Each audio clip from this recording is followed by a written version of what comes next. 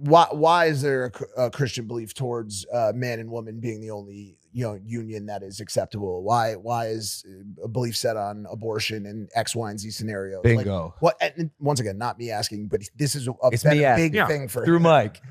Right. Abortion is another one. Yeah. Put it together. Well, so the difficult question is, what is the purpose for which God made us? And if there is no God, life is a crapshoot. It's meaningless. But if God created us for a purpose, then we better figure what that purpose is. Now, according to Jesus Christ, life is not a cosmic crapshoot. According to Christ, life has been given us by God for a purpose, to love God with our heart, soul, mind, and strength, and to love our neighbor as ourselves, is the way he summarized it. Okay? Then he gets more specific. When it comes to sexuality, we read in Genesis 2:24 that when God created us, he created us male and female and said, for this reason, a man shall leave his father and mother, be united to his wife, and the two shall become one flesh. So there's a very positive statement of why God created our sexuality, male and female. God could have had procreation happen at the end of a Q-tip. When a man and a woman mix their earwax, little babies could have been born that way. That would be crazy. He didn't choose to do it that way. He chose to create us male and female, and that is a gift from him. It's a beautiful gift. I never thought of this before, but does an omission from the scripture indicate a sin or a non-accepted way of producing a certain outcome?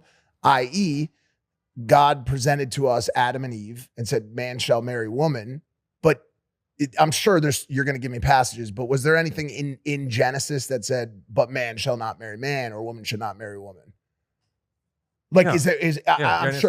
Genesis communicates that to have sex outside of a lifelong commitment between one man and one woman is not cool. Got it. Be fruitful and multiply. Sorry, I'm gonna mess up on the scripture a little bit. I need to brush back up. What's the exact scripture? He did say it's not cool.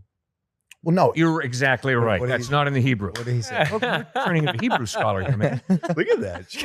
God Genesis 7, this is not cool. Being gay ain't cool. I don't think that wasn't in there, man. L's in the chat. Yeah. What is it though? What is the actual? What did you? Well, Genesis 2:24 is a clear statement about he creates us male and female to become husband and wife. Then in Genesis chapter 19, different sexual immorality is communicated there, different forms of sexual immorality. But why would God then create a male who's attracted to a male if, God created all of us? Why would he create someone that goes directly against, guys, being gay isn't a choice. I think few people are like, oh, I'm attracted to the same sex. I believe. Isn't that changing though? Because I think the LGBTQ movement not too long ago said it's not a choice, but the queer movement now is saying it is a choice. Look. And they're like, hey. like hating each other. This is way above my pay grade. I don't know. I believe people are made that way. I happen to be heterosexual. I'm attracted to women. Attracted to one woman now.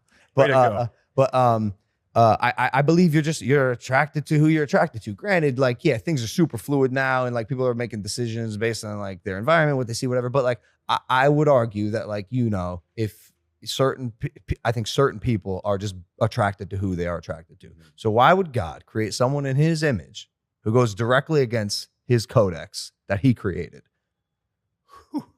I didn't expect you to look at me right there. All right. No. Well, I'll just say, briefly, I think it's, again, I think you have to, the people that I know who are SSA, same-sex attraction, the ones who have decided to live a life of celibacy, devoted fully to Christ, they have claimed this level of their own personal flourishing that is just beyond imagination. I've talked to some of these people, I've read a lot of their testimonies.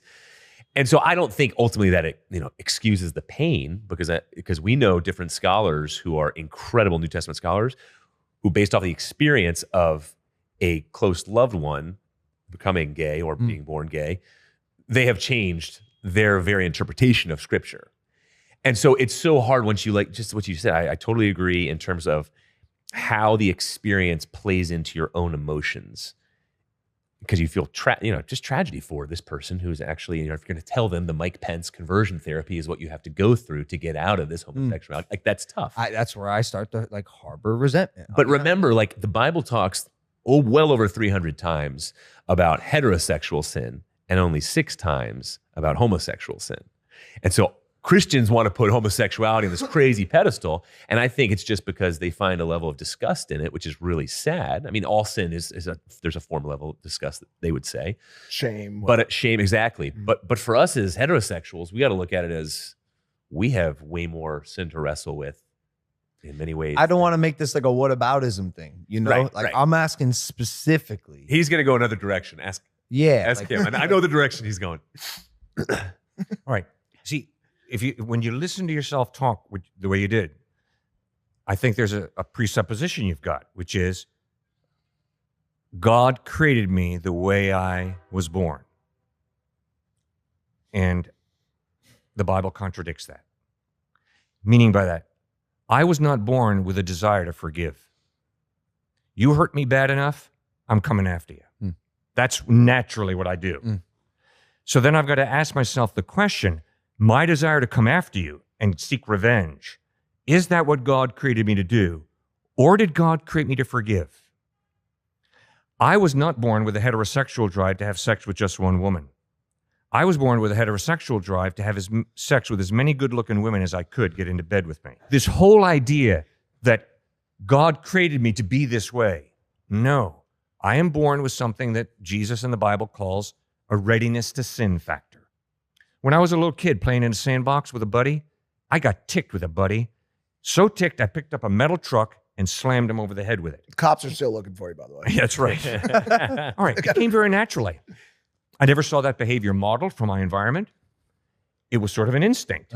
It just sort of happened. So this whole idea that every drive that I have that I'm born with is good, no, I've got a lot of drives that are not good. In fact, I'm a mixed up kid. That's why I need God's help, because I am a mixed up kid. So through that analogy, then, is it safe to say that you believe that It's not like you're saying homosexuality is a choice. Not a choice, comparing but to someone's ability to forgive, which I think is a faulty. No. I think he was comparing it. Sex with many different women.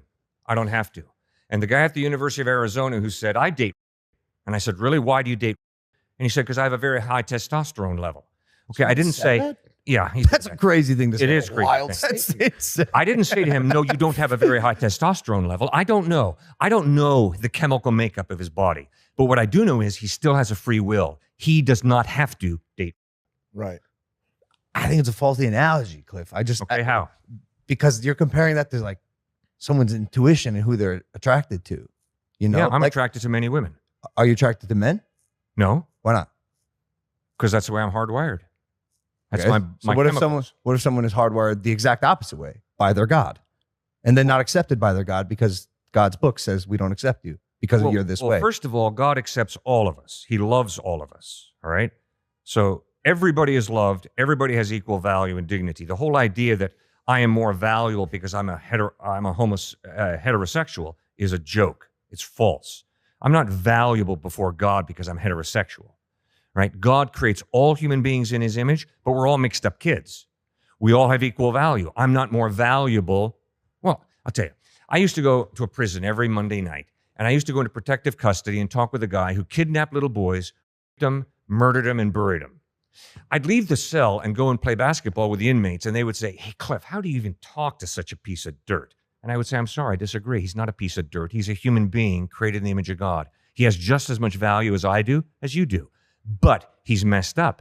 But guess what? So have I messed up. And who am I to sit back on my self-righteous, arrogant pedestal and say, I can't talk to you? But comparing yourself to him is like comparing apples to a murdering. Like that's you're not even.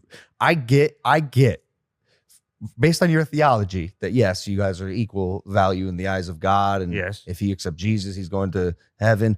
In my head, from a logical, practical perspective, you are not that guy, not even a little bit. How do you know? You heard what he said about the metal He truck. did say he's dirty rod. Metal truck. But not even a sliver, you know? And like super noble of you to say that and in line with what you believe, but I think that's ridiculous. Okay. But what you got to remember is God is holy, morally perfect. And I am so far from that holiness that to say that I'm really very much superior to a murderer, yes, I'm obviously morally, ethically superior in one sense, but I fall so far short of God's standard of moral perfection that it's incredible.